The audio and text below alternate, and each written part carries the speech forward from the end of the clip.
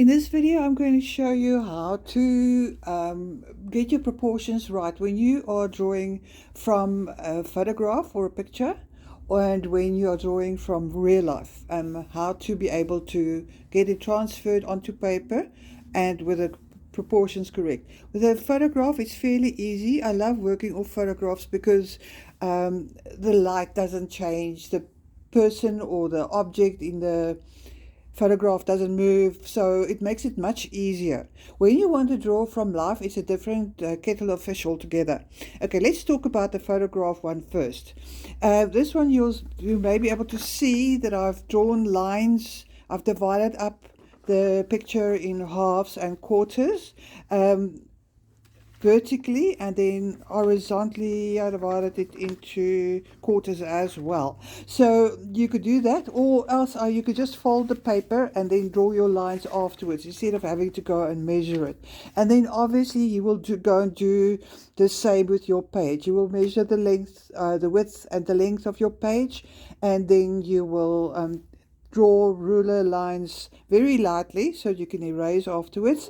You draw the similar lines onto your paper. Now when you draw from life, it's a different story. I'm going to move the camera slightly now to be able to demonstrate. Just trying to think what I think I'll take poor Lily again. You can use your pencil and hold your pencil in front of the object a certain distance, and then hold your thumb at the bottom of the object.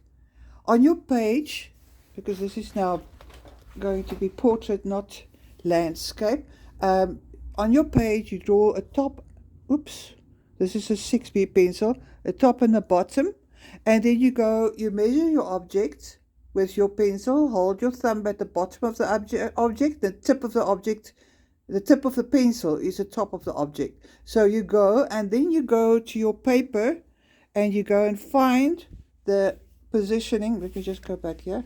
The positioning of the object on your page. You've got I'm standing at a different angle, so it looks different for me. You go and hold your pencil above your page, and then now you're going to find the different parts of your object, like the let's go there. There's your top and bottom, and then you go see, okay, fine, the lilies over here, the stem is over here, whatever you can make a little mark there on your pencil, or you can use a strip of paper where you can actually physically make marks on it.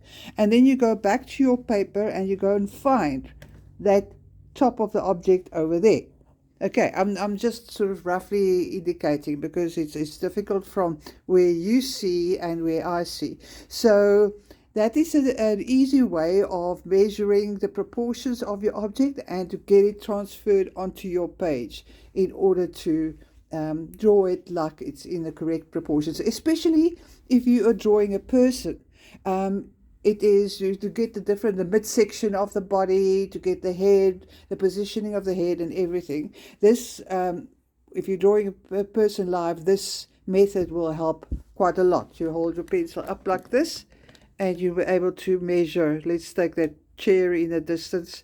We get the measurement, and then I can find the top of the chair, the handle, or the part of the top there is over there, and then you can go and transfer it onto your paper. If you have any questions, just pop them in the comment section.